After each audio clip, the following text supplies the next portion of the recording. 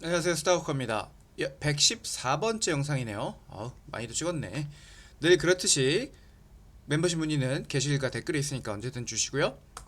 자, 다음 주 일정 중요합니다. 제가 생각해 정말 중요합니다. 왜 어떤 일정 때문에 그럴까요, 여러분? 바로 물가 지표들 때문입니다. 바로 수요일 저녁에는 뭐가 나오나요? PPI 생산자 물가 지수가 나옵니다. 보시면 지난달에 미친 듯이 올랐었기 때문에 이번 달은 조금 비교적 약한 0.3%죠. 그래도 여러분 참고로 알아두세요. 1년에 2%가 우리 목표 물가 설정이잖아요. 그러려면 0.2%씩 매달 올라야지 맞습니다. 그래서 0.3도 살짝 아직 높은 편이다. 그러나 지난달 많이 올랐기 때문에 기저효과가 있어서 0.3 이것도 그렇게 만만하게 볼 수 있는 수치는 아니다. 지난달 0.9가 올랐는데 거기서 또 0.3이 오른다는 거기 때문에 아시겠죠? 자, 그 다음에 목요일 제일 중요하죠? 바로 CPI가 나옵니다. CPI 총 4개죠. 근원 소비자 물가 지수, 근원과 뭐가 있어요? 헤드라인 CPI가 있죠. 정말 중요한데 예상치는요, 여러분 역시나 또 올라갑니다.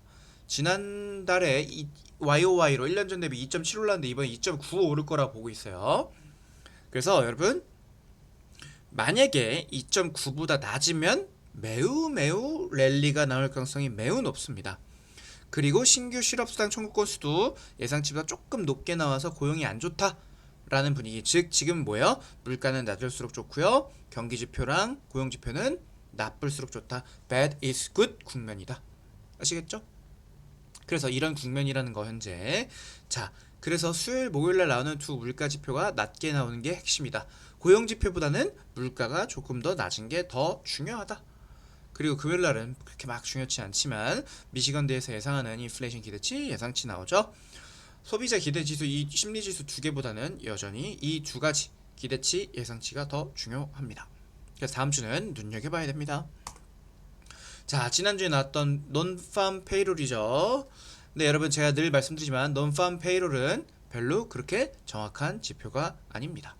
여기 노란색 표시 있으면 수정치랬죠? 79K. 이번에 예상치가 그래서 75K로 나빠지겠거니 했는데 22K가 나왔죠? 제가 봤을 땐 여러분 다음 달 수정치에서 얘가 올라갈 가능성이 조금 있다고 봅니다. 저는. 그리고 역시나 여러분 얘는 예상치가 아니라 사후적으로 완벽하게 보정돼서 나오는 지표죠. 실업률은 4.3, 4.3 예상치 그대로였습니다.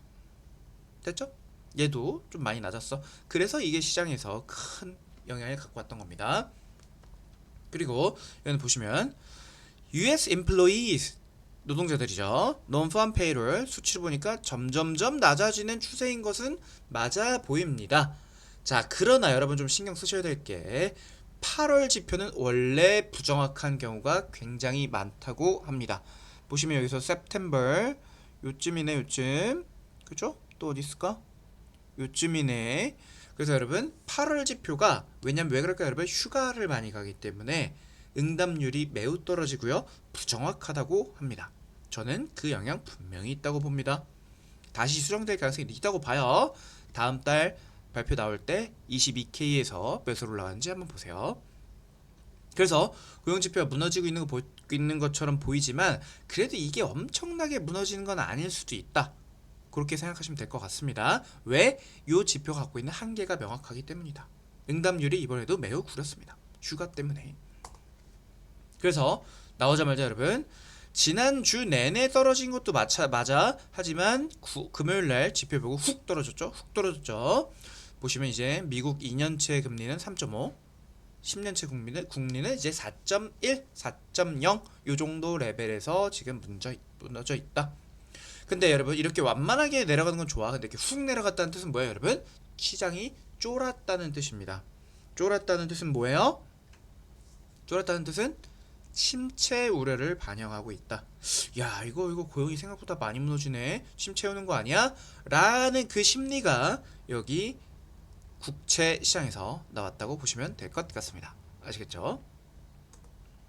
그래서 여러분, 그래서 기준금리 예상치가 지금 4.5죠. 4.25로 즉 25bp 내리는 확률이 89%.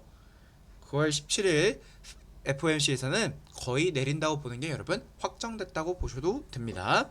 제 생각에 좀 이따 말씀드리겠지만 다음 주 CPI와 상관없이 4.25까지 즉 25bp 내리는 건 확정이라고 봅니다. 저는. 그런데 말입니다. 자, 10월에도 한번 내리고 12월에도 한번 내리고 쭉쭉쭉 내려가죠. 이게 내려가고 있죠. 즉 지금 채권 시장은 예상하는 사람들은 어떻게 보고 있다? 우리 올해 금리를 3번 낮출 것으로 보고 있다라고 보시면 되겠습니다. 아시겠습니까? 네, 제가 봤을 때 아직은 그래도 2번이 조금 더 맞지 않나 싶습니다. 다음 주 CPI가 낮게 나온다면 그걸 보고 시장은 3에 낮추는 게 맞겠네 라는 생각이 컨센서스로 굳어질 가능성이 높고요. 요 확률 올라갈 거고요. 요 확률도 꽤 올라가 있을 것 같습니다. 하지만 CPI가 저는 조금 걱정되긴 합니다. 자, 이러는 와중에도 여러분 주커버그죠. 그래서 여러분 이 사람 불확실해. 하지만 주커버그가 대통령 옆에 앉은 사람이 발표 준비 안 됐어. 숫자 정확하게 말해줄 수는 없어. 그러나 600빌리언 플러스 정도로 투자할 것으로 계획하고 있어. 한마디로 즉 600빌리언 몇이야? 80조? 7, 80조 정도 나는 아직도 더 투자할 거야. 여러분 이게 국가 아니죠? 기업입니다. 한 기업이 7, 80조요?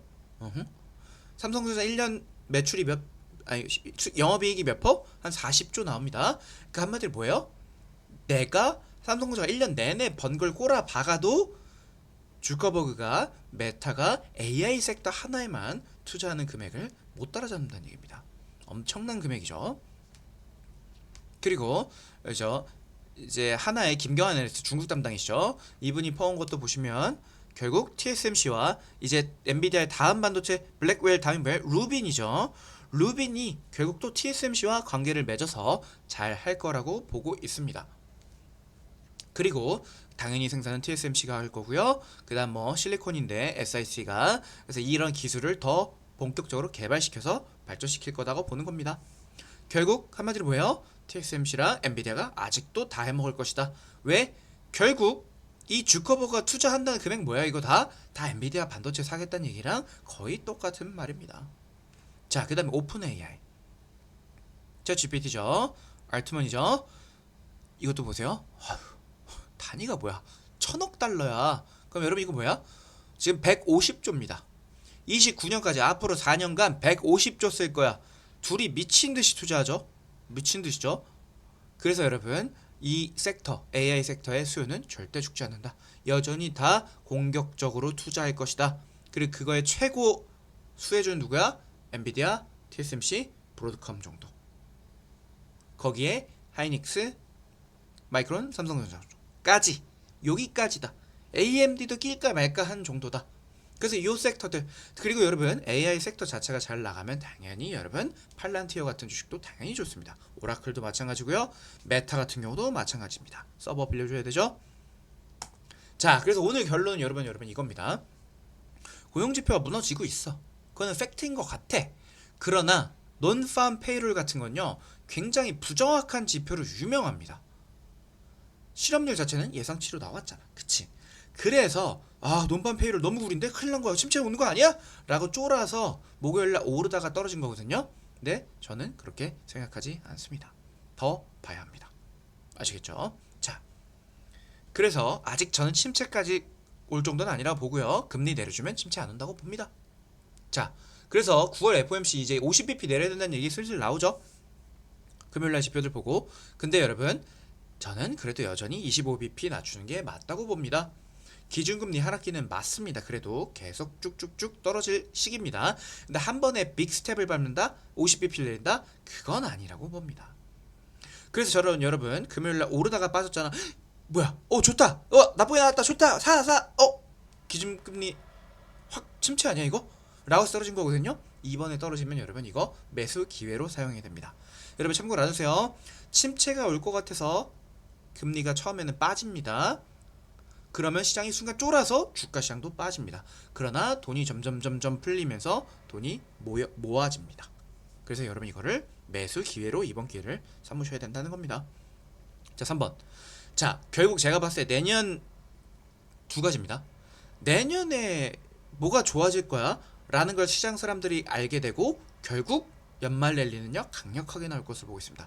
첫 번째, 내년에는 이제 관세로 인한 충격도 다 받아들였고 기준금리를 인하하는 움직임이 나올 거야. 꾸준히 나올 거야. 기준금리 인하 사이클이야. 그래서 연말 랠리 나올 거라고 첫 번째 보고 있고요. 이제 두 번째, 내년 가을에 뭐가 있죠 여러분? 중간선거가 있습니다. 중간선거가 있을 땐 뭐예요 여러분? 경기 부양을 해야 되지 않겠습니까? 저는 여러분 QE 양적 완화까지도 생각하고 있습니다. 기준금리 낮추면서 양적 완화까지 하고 그러면 인플레이션 위험도 있을 수 있어요. 그러나 트럼프는 그걸 무시하고도 진행할 사람인 것 같습니다. 그래서 기준금리 인하감 그리고 경기 부양 트럼프 정부의 이 두 가지 기대감으로 연말 랠리가 강하게 나올 것으로 저는 예상하고 있습니다. 그래서 여러분 이런 내용들 실시간으로 교육받고 싶으시면 우리 스타워커 멤버십 오셔야 되고요. 그래서 제가 계속 말하죠. 하반기 레포트 뭐라고 했죠? 올해 상반기는 뭐? 트럼프발 악재를 소화하는 시기. 하반기는 뭐? 트럼프발 호재를 소화하는 시기라고 보시면 됩니다. 그래서 연말 랠리 강력하게 나올 테니까 그 전에 빨리 우리 스타워커 멤버십 오셔서 같이 지금 제가 설명드린 것처럼 교육도 매우 빨리 해드리고 있으니까 그것들 해주시고요. 그 다음에 여러분 같이 저희 투자 정보 공유하면서 투자해서 좋은 수익까지 얻어 갑시다. 게시글에 있으니까 언제든지 연락 주세요. 이상 스타워커였습니다.